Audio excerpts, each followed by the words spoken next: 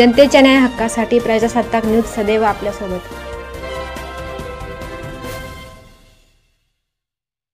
श्रावणी तिसऱ्या सोमवार निमित्त खांडेश्वर मंदिरात आमदार बाळासाहेब थोरात यांच्या हस्ते पूजा संपन्न। संगमनेर तालुक्यातील खांडगाव येथील लाखो भाविकांचे श्रद्धास्थान असलेल्या खांडेश्वर महादेव मंदिरात श्रावणी तिसऱ्या सोमवार निमित्त दर्शनासाठी भाविक भक्तांनी मोठी गर्दी केली होती। महाराष्ट्र राज्याचे माजी महसूल मंत्री आमदार बाळासाहेब थोरात, नाशिक पदवीधरचे माजी आमदार डॉक्टर सुधीर तांबे, माजी नगराध्यक्षा सौ दुर्गाताई तांबे यांच्या हस्ते पूजा करण्यात आली। यावेळी सुरेश थोरात, खांडेश्वर देवस्थान ट्रस्टचे अध्यक्ष लहानुभाऊ गुंजाळ, विश्वस्त ॲडव्होकेट मधुकर गुंजाळ, कारखान्याचे संचालक रमेश भाऊ गुंजाळ, विजय रहाणे, शॅम्प्रोचे संचालक सोमनाथ गुंजाळ, सरपंच विकास गुंजाळ, पोलीस पाटील छाया गुंजाळ यांच्यासह आदी मान्यवर व ग्रामस्थ मोठ्या संख्येने उपस्थित होते। सलीम शेख सह प्रतिनिधी हुसेन पटेल, संगमनेर।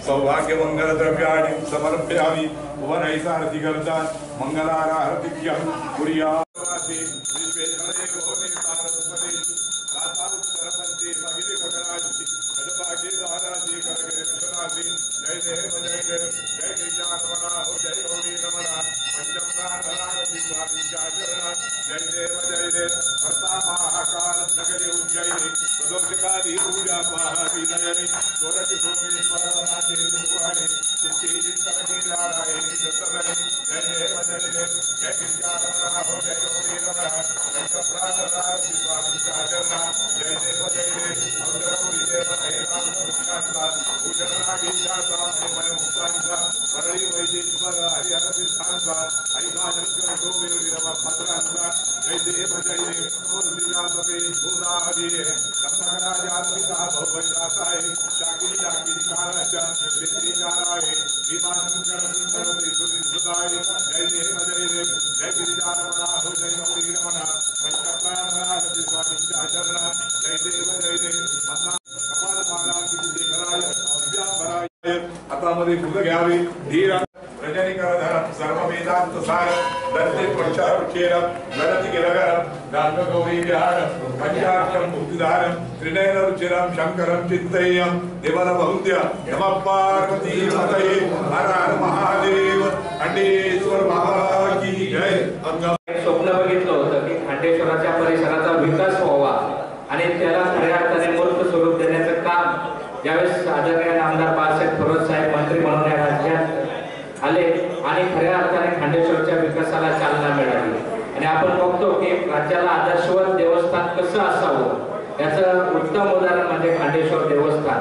साहेबांच्या मार्गदर्शनाखाली या ठिकाणी ब वर्गातून केलेली कामं, त्यानंतर या ठिकाणी कपालेश्वर देवस्थानला देखील साहेबांनी भरीव असा निधी या ठिकाणी पर्यटनाच्या मार्फत दिलेला आहे। सुमारे 1.25 कोटीचा निधी साहेबांनी या ठिकाणी आपल्या परिसराला दिलेला आहे आणि खांडगावच्या विकासात भर टाकणार म्हणजे धार्मिकतेबरोबर पर्यटन असेल त्याचबरोबर लोक उपयोगी कामे असतील ही अत्यंत कामे साहेबांच्या मार्गदर्शनाखाली झालेली आहे, त्याचा आपल्याला निश्चितच अभिमान आहे।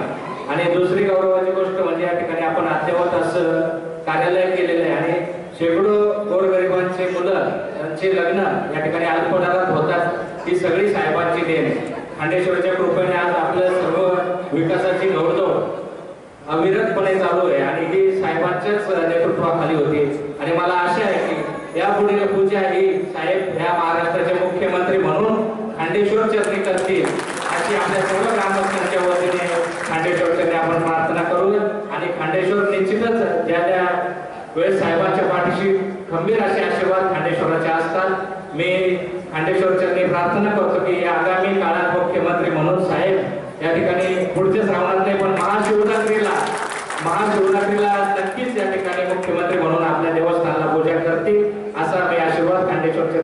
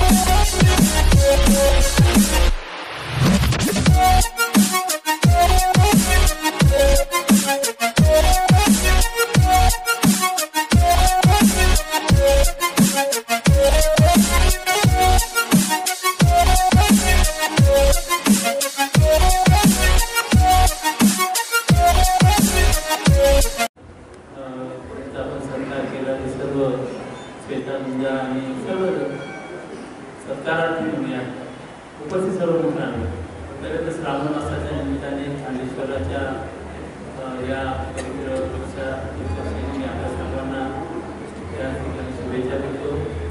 आणि खांडेश्वर देवस्थान असं रमेशराव मुंडे यांनी सांगितलं, त्यांनी बहुतेक नेतृत्वाखाली नामदार साहेबांच्या म्हणजे भव्य तर झालेलंच आहे, पण नीट नेमक्या त्याचं प्लॅनिंग जर आपण पाहिलं, ते नियोजन पाहिलं तर अतिशय सुंदर झालं. जे अनेक लोकांचे म्हणजे गरजू असे लोकांचे विवाह त्या ठिकाणी संपन्न होतात आणि अतिशय माफक दरामध्ये ते संपन्न होतात. तेव्हा मोठी सेवा त्याही माध्यमातून या ठिकाणी केली जाते. तिथे वृक्ष पण खूप लागवड मोठ्या प्रमाणात झालेल्या आहे. एक देखील पण आता या मंदिराला खांडेश्वराच्या मंदिराला आलेला आहे आणि या आपल्या सर्वांच्या प्रयत्नातून आमदार साहेबांनी तर सातत्याने भरपूर असा निधी इतर क्षेत्र आणि इतर सर्व माध्यमातून उपलब्ध करून दिलेला आहे. हे आपल्या सर्वांचे पवित्र देवस्थान म्हटल्याप्रमाणे, त्यामुळे मी आपल्या खांडेश्वरच्या निधीच प्रार्थना करतो की रमेशरावनी ती इच्छा व्यक्त केली ती सफल हो अशी खांडेश्वरच्या प्रार्थना करतो. आणि सर्वांचं आनंददायी जीवन त्या ठिकाणी हो. पाऊस फार कमी झालेला अजूनही, खांडेश्वराला प्रार्थना करतो की पाऊस कमी आहे अजून, म्हणजे इतरांच्या मानाने खूपच कमी आहे. पाऊस पडलेली व्यवस्थित हो आणि आपल्या सर्वांच्या जीवनात सदैव आनंद राहावं अशी प्रार्थना करतो आणि थांबतो. धन्यवाद. डॉक्टर सुरेश तांबे, भाऊ सुरेश, सर्व आपली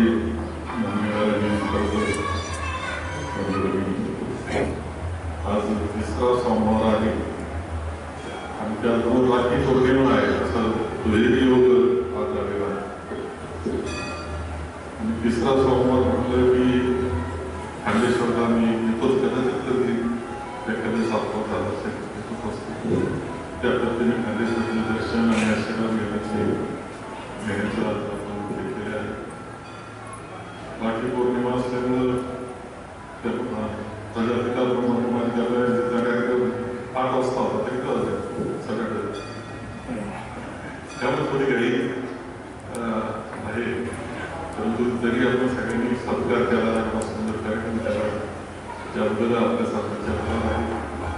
म्हणजे आज काही सत्कार मात्र खूपच चांगले झाले असं माझं मत आहे. तुम्ही मंडळींनी खांडेश्वर परिसर एवढा सुंदर केला. शासकीय निधी मिळणं हा एक भाग असतो, पण त्याचा विनियोग कसा केला तुम्ही, वापर कसा केला हे महत्त्वाचं असतं. म्हणजे तुम्हाला निधी दिला त्याच्यापेक्षा जास्त खर्च इथं व्यवस्थित पद्धतीने केला, आपले निधी घातलेले त्याच्यावर आणि अत्यंत सुंदर स्वरूप झालेलं आहे. ते पुढं मोठी स्वरूप झालेलं आहे. पवित्र आणि एक वेगळ्या पद्धतीचं वातावरण तुम्ही श्रद्धेचं आपलं निर्माण केलेलं आहे. आणि इथे जर पूर्ण जे गाव होतात, सगळ्यात जास्त गावाला खांडेश्वर करता तुमच्याकडे यावं लागलं. सध्या तर पाठीमागून रस्ता केला तेव्हा सहसा सगळ्या मंडळ कार्यालयावर ते 70 झाले, खुश होतो. 70चा अत्यंत कार्यक्रम असल्यावर 70 झाले, तुम्ही 110 झाले आणि पुढचे खूप झाले. खूपच चांगल्या पद्धतीने तुम्ही नियोजन खूप चांगलं दर कमी सगळ्यांना परवडणारे आहे आणि खूप खऱ्या अर्थानं तुम्ही समाजसेवा ज्या माध्यमातून करता याचा आनंद आहे. आज खरं काही सत्कार केले, ताईचा सत्कार केला, खरं स्वतःचा सत्कार अत्यंत कौतुकास्पद आहे. याच्याकरता आहे गरीब बनलेल्या सगळ्यांच्या अकाउंट टाकायला. परंतु काही असे असतात त्यांना त्यांनी ते सहज वाटत असतात. म्हणजे प्रचंड हुशारी टॅलेंट म्हणतात त्याला ते त्यांच्यामध्ये असतं आणि शेताला ते प्राधान्य शेताला म्हणाले जातात. ते दाखवून दिलेलं आहे. आज ती PhD आहे मॅथमध्ये, हे ऐकलं तरी कळत होतं. BSc मॅथ एक ग्रुप कठीण, MSc एक ग्रुप असतात त्याला PhD. आणि आपल्या कुटुंबातली मुलगी PhD होती, नेट पास होती, त्याचं कौतुक आपल्याला वाटणार आहे. त्याच्यात एकच लक्षात ठेवायचं असं, त्या हुशारी काही कोणाची मक्तेदारी नसते. पुण्यात ते सर्वसंकट हुशारी इकडे यासाठी समजायचं काही कारण नसतं. हुशारी कुठल्याही जन्मात येऊ शकते. आपल्या कुटुंबात मुलं हुशार आहेत, त्याला संधी मिळाली पाहिजे असं म्हणत असतो. त्याचं उदाहरण आता शेताचं उदाहरण द्यावं लागेल. त्यात मुलांचं चेन्नईला जाऊन क्रिकेट खेळले, चेन्नईला जाऊन क्रिकेट खेळले मुलं हे एवढे इतके छोटे चेन्नईपर्यंत गेले, क्रिकेट खेळले. त्याचा अर्थ असा क्रिकेटमध्ये होण्याकरता मुंबई हे असं काही नाही, फक्त त्याचं शिक्षण संधी चांगली मिळाली आणि शिक्षण झालं. अजिंक्य रहाणे सुद्धा मोठा झाला क्रिकेटर, असं काही जागतिक पातळीला खेळतो. हे आपल्यामध्येच आहे, तो घडलेले त्यांना संधी देण्याचं काम आपण केलं पाहिजे, हेच खरी गरज असते. आणि मला ते त्या पद्धतीने तुम्ही खांडगाव सर्व दाखवतोय. एक मुलीची नासाला ठेवली होती शकतात हे सिद्ध करणाऱ्या अनेक गोष्टी आज आपण आपल्याच सगळ्या तालुक्यात पाहतोय, इथे गावामध्ये पाहतो, इथे पाहतो. सगळ्यांचं खूप अभिनंदन, खूप शुभेच्छा सगळ्यांना देतो. तुमच्या कार्याबद्दल सुद्धा तुमचं अभिनंदन. आणि खांडेश्वरला आपल्याकडे पाऊस होय आपल्याला काही विषय नसेल, भरतात मिळून एक झालं तर जायकडे पाणी किती आले पावा अशी परिस्थिती निर्माण झाली आहे. आपण त्याच्यामध्ये कोर्टामध्ये खूप अशी लढाई केली, परंतु अनेक गोष्टी असतात का त्याच्यामुळं कोर्टाचे जे मना म्हणून बनलेलं असतं ते बदलता येत नाही अशी अवस्था होऊन जाते. आणि त्याच्यातून आपल्याला त्रास आहेच आहे, त्याच्यातून मार्ग आपल्याला काढावा लागेल आणि पुढची वाटचाल आणखी चांगली कशी प्रयत्न करावा लागेल. दुसऱ्या केरळला पाणी सुटलंय तुमच्यात, दुसऱ्याला सुटलं ना, उपाडणार नाही नाव सुटलं तुमचा होतो ना. त्याचं भूमिपूजनला आणि खांडेश्वरला केलं तेवढं लक्षात ठेवा, सांगत गेलं पाहिजे लोकांना. हे फक्त उपकार असताना आज घरानं मंजूर करून घेतलेलं हे लक्षात ठेवलं पाहिजे. म्हणजे कधी कधी इतिहास चुकीचा सांगितला जातो, मांडला जातो, छापला जातो, पण जो इतिहास आहे ते आपण सगळ्यांनी मोठी समृद्धी दोन्ही बाजूनं येणार आहे, तर त्याचा वापरही काटकसरीने केला पाहिजे. नदीला जाणं ही फार चांगली गोष्ट नाही असं माझं मत आहे. आपलं पाणी नदीला जाणं ही चांगली गोष्ट आहे, आणखी काटकसरीने वापर आपल्याला करावा लागेल. या सगळ्या गोष्टी आहेतच. पुढच्या काळातही आपल्याला खांडेश्वरचे आशीर्वाद निश्चितपणे राहतील असं मी निमित्ताने प्रार्थना करतो. माझे 2 शब्द संपवतो.